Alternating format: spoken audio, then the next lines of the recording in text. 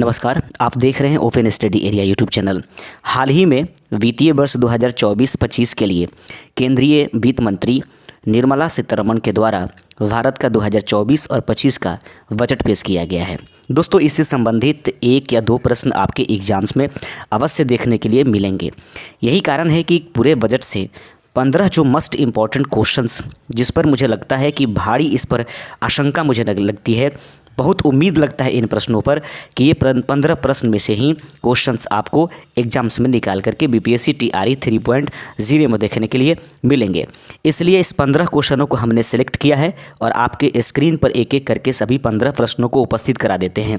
इससे पहले कि आपसे उम्मीद करेंगे और आपसे रिक्वेस्ट करेंगे कि यदि चैनल पर नए हैं तो प्लीज़ चैनल को सब्सक्राइब कीजिए, ये आपका अपना ही परिवार है। तो आइए शुरुआत करते हैं पहले प्रश्न के साथ। वित्तीय वर्ष 2024-25 के लिए केंद्रीय बजट में कुल अनुमानित व्यय कितना बनाया गया है? तो वित्तीय वर्ष 2024-25 के लिए केंद्रीय बजट में कुल अनुमानित व्यय कितना है? 44,90,486 करोड़, 47,65,768 करोड़, 11,11,111 करोड़ या 14,96,693, 2,97,328 करोड़ आपके सामने ये ऑप्शंस दिए गए हैं। तो याद रखिएगा कि वित्तीय वर्ष 2024-25 के लिए केंद्रीय बजट के जो अनुमानित व्यय है वह 47,65 यानी कि 768, ऑप्शन नंबर बी सही आंसर इसका हो जाएगा। हमेशा इस आंकड़ा को याद रखिएगा, 47,65, 768 ये आपको ध्यान में रखने हैं। वही बात करेंगे दूसरे नंबर प्रश्न आपके स्क्रीन पर, जो कि है बजट 2024-25 में कुल पूंजीगत व्यय कितना है? तो बजट 2024-25 में अगर कुल पूंजीगत व्यय जो पूछ देगा आपके एग्जाम्स में, तो आप इसको ज़रूर ध्यानपूर्वक इसका सही आंसर अवश्य कर दीजिएगा।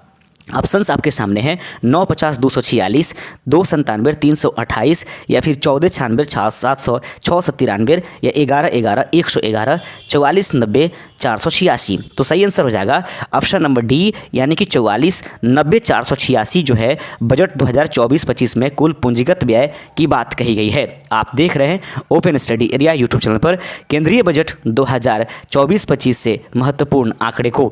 प्रश्न आपके सामने है कि बजट 2024-25 में राज्यों को हस्तांतरण, अनुदान, ऋण आदि सहित कुल कितने संसाधन हस्तांतरित किए गए हैं? बजट 2024-25 में राज्यों को हस्तांतरण, अनुदान, ऋण आदि सहित कुल कितने संसाधन हस्तांतरित किए गए हैं? थोड़ा सा हम समय जरूर लेंगे, ये आंकड़े होते हैं, यही कारण है कि हम इस वीडियो में स्लो चल रहे हैं। सही आंसर हो जाएगा तीसरे का ऑप्शन नंबर ए 22,22,264। याद रखिएगा बजट 2024-25 में राज्यों को हस्तांतरण, अनुदान, ऋण आदि सहित कुल कितने संसाधन हस्तांतरित किए गए हैं? सही आंसर हो जाएगा तीसरे का ऑप्शन नंबर ए।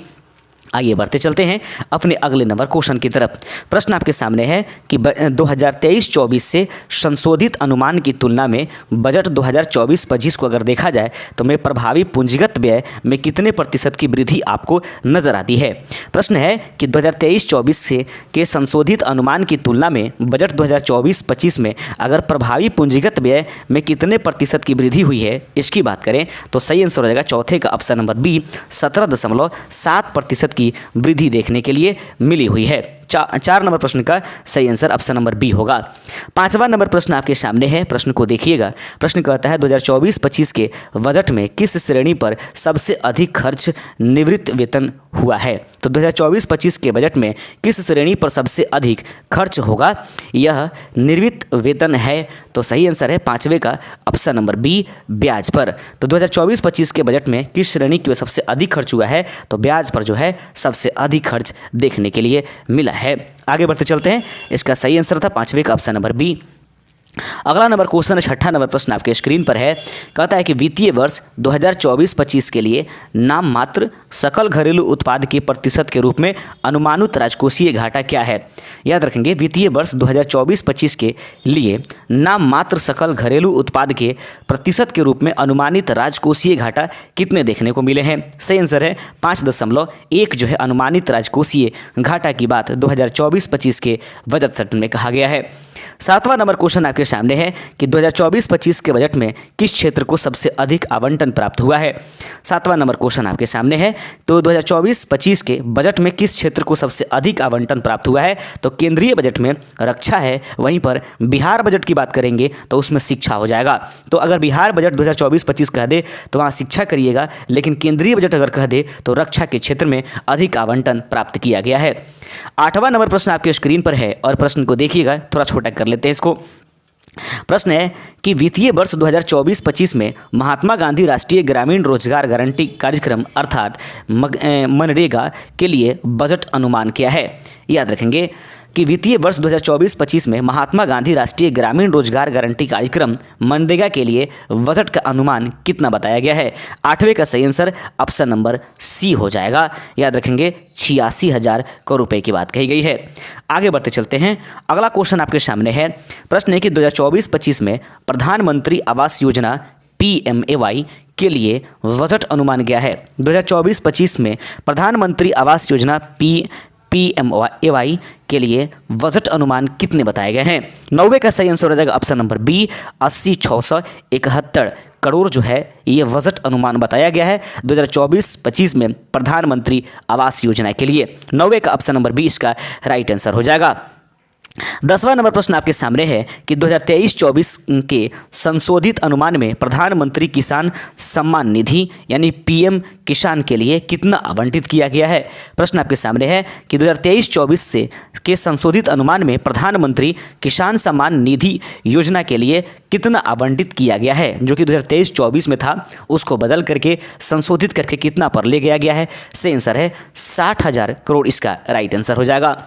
बात करेंगे 11 नंबर प्रश्न की। 11वां नंबर प्रश्न है कि वर्ष 2024-25 में यूरिया सब्सिडी के लिए कितना आवंटन किया गया है। तो वर्ष 2024-25 में यूरिया सब्सिडी के लिए जो है आवंटन जो आया है उस करोड़ रुपए में इस प्रकार दिखाई देगा। सही आंसर ऑप्शन नंबर 1,19,100 करोड़ आपके पास सही आंसर दिखाई दे रहा है।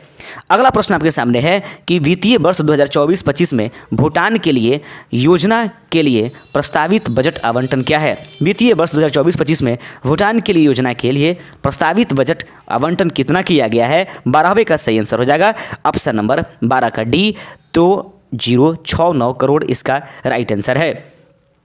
13 नंबर प्रश्न आपके सामने है कि वित्तीय वर्ष 2024-25 में नेपाल के लिए योजना के लिए प्रस्तावित बजट कितना आवंटित किया गया है।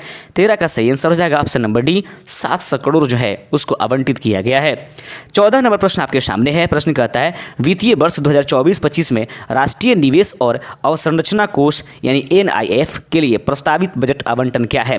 तो वित्तीय वर्ष 2024-25 में राष्ट्रीय निवेश और अवसंरचना कोष के लिए प्रस्तावित बजट आवंटन कितना किया गया है। सही आंसर है 14 का ऑप्शन नंबर सी यानी कि 15,1501 याद रखेंगे 1501 1,501 करोड़ जो है वितरित किया गया है। 15वां और अंतिम नंबर क्वेश्चन आपके सामने होगा वित्तीय वर्ष 2024-25 में शिक्षा क्षेत्र के लिए आवंटित बजट क्या है। तो वित्तीय वर्ष 2024-25 में शिक्षा क्षेत्र के लिए केंद्रीय बजट में आवंटित बजट कितना पेश किया गया है। 15वें का सही आंसर ऑप्शन नंबर ए हो जाएगा 1,24,638 करोड़। याद रखेंगे ये राइट आंसर आपके सामने हो जाएगा। तो याद रखेंगे इन आंकड़ों को आपको जरूर ध्यान में रखना है। उम्मीद करेंगे कि इससे प्रश्न आपके एग्जाम्स में जरूर फंसेंगे। शुक्रिया, जय हिंद।